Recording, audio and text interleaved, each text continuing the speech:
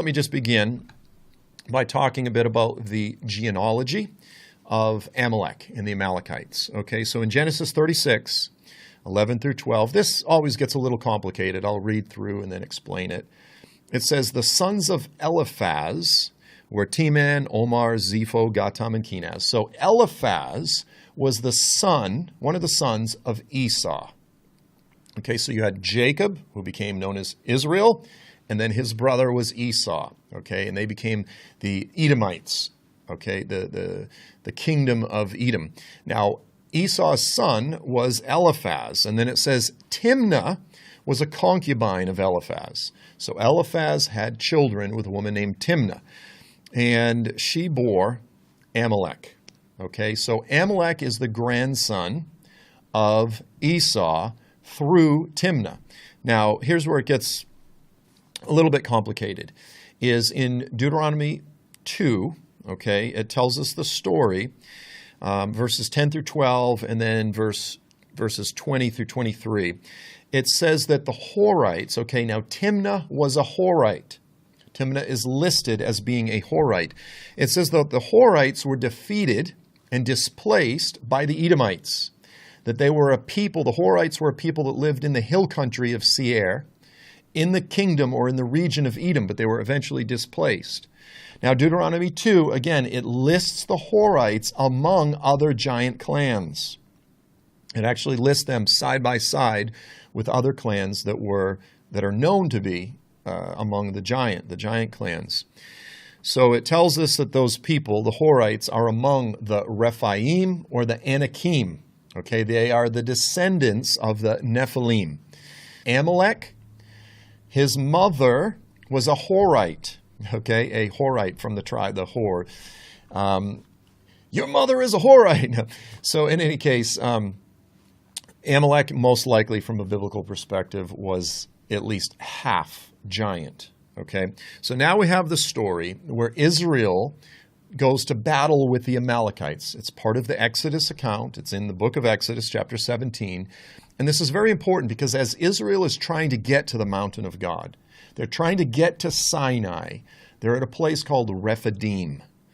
And again, Exodus 17 tells us that that's where they fought the Amalekites. So it says Amalek came and fought against Israel at Rephidim. Again, beginning in verse 8. So Moses said to Joshua, choose men for us and go out, fight against Amalek. Get some of the best fighters.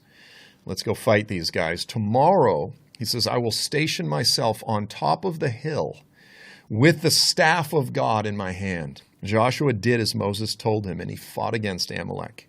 And Moses, Aaron, and Hur went up to the top of the hill. Came about when Moses held his hands up that Israel prevailed. And when he let his hands down, Amalek prevailed. It's interesting that when Moses, as the representative of the Messiah, the greatest among the prophets until one greater than Moses came along, when he held up his hands in the position of the Messiah on the cross, Israel prevailed over her enemies. But when he put his hands down, as a prophetic picture, so to speak, of who Moses is a foreshadow of, but Moses' hands were heavy. Then they took a stone and they put it under him. He sat on it. And then Aaron and Hur supported his hands. They held his hands up so that he could maintain the position. It's a very strange story. When Moses' hands were up, Israel would win, would defeat Amalek. So they held his hands up on one side and on the other. Thus his hands were steady until the sun set. So Joshua, along with the men, overwhelmed Amalek and his people with the edge of the sword. This was a bloody battle. Then the Lord said to Moses, write this in a book as a memorial and recite it to Joshua. And then he says, I will utterly blot out the memory of Amalek from under heaven. God goes, because of what Amalek did here in trying to stop you to get to the mountain, to get to the place where the Lord would enter into covenant with Israel, a betrothal covenant, a prophetic precedent for the marriage supper of the Lamb. Because Amalek tried to stop this, the Lord says, I'm going to blot his name out from under heaven. Moses built an altar Now, what's interesting, by the way, I didn't put any pictures here, is there's actually multiple altars right at the base of the split rock, which is there at Rephidim in Saudi Arabia. I was just there a few months ago with renowned Israeli archaeologist Eli Shukran, and he said, I would love to excavate these altars, to see if there's any pottery, any coins, anything inside. Excavating things like this he says, it's just easy. He named it, "The Lord is my banner." Now, banner is like a flag, holding a flag over the victorious army. And he said, "The Lord has sworn, the Lord will have war against Amalek from generation to generation. They are his enemies." So from this point forward, Amalek represents the quintessential enemies of God, as descendants of Edom, by the way, who are often portrayed as such. In a lot of end-time eschatological passages, Edom represents sort of the larger, everlasting hatred toward God's people, toward the Lord, toward his people, toward the Lord's purposes. Now, what's interesting, I've got some pictures here that I'm going to share. Again, at the split rock, what I personally believe is the split rock of Moses there in Saudi Arabia. And I want you to focus in on the mountains that surround it. Because if this is the place where Israel fought the Amalekites, then it's on these mountains that Moses would have climbed up. And it's a good hike, by the way. If Moses is an old man, it's a very hefty hike to get to the top of these hills or these mountains, so to speak. So you can see them. They're incredibly rugged. They're magnificent when you're there. And pictures like this never quite do it justice. This picture, by the way, is looking at the back of a friend of mine. His name is Steve Cioccolante. Some of you may even track with him on YouTube. He's a Bible teacher from Australia who came with us. And it's just a neat picture of his back as he's looking out at the mountains as he was praying. Now, here's another picture. You can see the split rock there. You can see the hills behind it, so to speak, the mountains behind it. Because you would have needed a large plain for there to have been a significant battle between a significant number of the Israelites and the Amalekites. And this area actually has just that. It has a very massive plain, where potentially like hundreds upon hundreds of thousands of people could have fought. That's how big it is. Like you could have multiple football games and stadiums there in this plain. That's how big it is.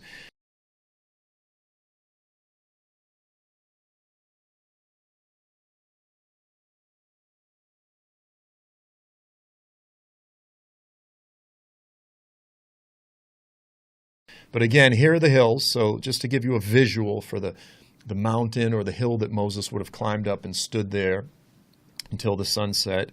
Now, just to give you another visual, because you can see the split rock there, to understand how big this is, here's a picture from our most recent trip. And you can see the people standing at the base of the split rock, and you can see many climbing up the hill.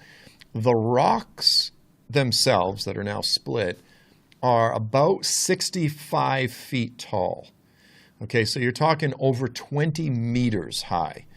If you're not from the United States, this is like 6 stories. It's a massive, massive rock.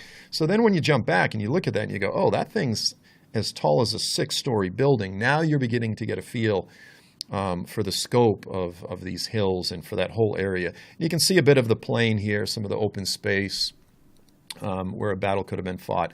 Now I'm going to jump back 5 years to when I went to Mount Sinai for the first time. Again, it's open now for tourism. I'll actually be going back with Eli Shukran, the archaeologist, here in February. And I think possibly he's coming again with me in October. But as long as, by the grace of God, it's open, I'm going to continue to go. It's one of the most faith-inspiring, stirring experiences that anyone could experience. It's changed my life and my faith, and it's stirred up a lot in me. Let's just put it that way. But so we got there 5 years ago. It wasn't open to tourism yet. I had got into the country on a work visa to do some promotional photography, and we went up there. And so as we were coming in from the south, Okay, so this is the visual I'm going to show you. This is a picture of Mount Sinai. From the south, I came up over this ridge. And so it was myself and 5 others, including a young man, one of the guys that came brought his son. And it was just as he was turning 13 years old. It's a great experience. And so it was 6 of us all together. And we kind of it takes like an hour or so just to walk across this whole area, all the pretty rugged rocks and so forth. So we were all kind of separated. We were, 50 yards, 100 yards apart from each other. And I was all by myself. And as I walked up to this sort of rock outcropping, I'm going to show you a few pictures here just to give you a visual. Some of the formations of the rocks in this area are very unusual. They're very reminiscent if you've been to Petra, if you've been to Jordan. That whole desert from southern Jordan down into northwest Saudi Arabia has a lot of the same sort of features of formations and so forth. And a lot of it is a limestone. Some of it is also what's called rotten granite, and it gets eroded and so forth. So here's one picture just to give you a feel that, some of I joke and I say it's like some of the rocks have faces. They look like eyes and mouths, and they get these weird holes in them. So you can kind of get a feel for some of the formation. Here's another one, just an interesting little structure. But sometimes in these rocks, you'll get something that's kind of like a cave. It's not a full-blown cave, but I walked up upon this rock outcropping, and it's right at the base of the mountain itself. And it was basically kind of like a cave structure that, let's say 1 or 2 people could sleep in and get cover from the elements, but it's not any bigger than that. And as I was walking up, I looked and I said, hey, there's some paintings in there that reminded me of some of the paintings I've seen, some of the cave paintings, in France, or some of these Cro-Magnon men and these type of things. And I was like, oh, wow, ancient painting. Now, I had assumed that this had been discovered, that others had seen it and photographed it. I was certainly not the first person ever to go to Jebel al-Lawz. So I took a bunch of pictures and I texted it to my friends Jim and Penny Caldwell. Many of you know the Caldwells. They're the ones during the 90s that had gone to Sinai multiple times, took all kinds of pictures. And I texted Penny. I said, hey, check this out. And she goes, I've never seen this. Where is it? And I was so excited because I was like, I'm just bozo showing up with my iPhone, and I'm like making new discoveries. And there were basically pictures. There's a whole mural of archers, of people, clearly people, with bows and arrows. Now, let me just say this. I'm going to put up a picture here. These are what are called petroglyphs. Petroglyphs are different than the paintings that I found. Now, there's a lot of paintings in the area. There's been several more that have been found even over the past 2 years. But most of the paintings that are done with this sort of red ochre paint, most of them are gone because if they're subject to the weather, if they're not on the underneath, that's why I say it was sort of in this cave, if they're subject to the weather, they get eroded and they disappear. But if they're on the underside of something, then they last. The petroglyphs here, these are a bit different. This is where you have this phenomena called desert varnish. It's a combination of aging and microbial, whatever, and it sort of forms this dark lacquer, so to speak, over the surface of different rocks. And then what would happen is people would come up with a rock and they would chisel through the desert varnish, through the darker layer of this desert varnish to get to the lighter rock that's underneath. And with a rock, very crude, they would sort of make these different petroglyphs.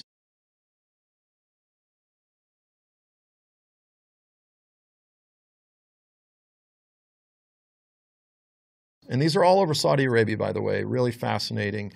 There's various forms, but the paintings are much more rare. Now, arguably, they're from the same time period, probably made by the same people, but a very different form of memorializing something, a very different form of writing or drawing, okay? So these are actually paintings that we're going to look at. So here is the first picture. You can see there's about a dozen people all together in this mural. And it's weird when you're there, you look at it and depending on the light and the time of day, some of them are faded, and then you go, oh, what, there's some more faint ones over here. There's about a dozen people. You can see a few here. They kind of got their arms up. When you zero in, you can see the bows and arrows very clearly.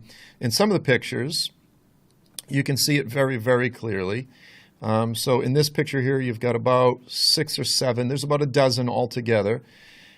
Here's a real clear one where you can clearly see each one of the stick figures has a bow and arrow. That looks like about 3 different archers. And there's a close-up of just a bow and arrow. That's all you can actually make out, but a very clearly painted picture of a bow and arrow. And here's a few more. So now just to the, I guess it would be to the west, slightly to the west, slightly to the northwest of these paintings, the young man that was with us, I won't say his name, he was just about to turn 13. He goes, hey, I found some more. I found some more paintings up here.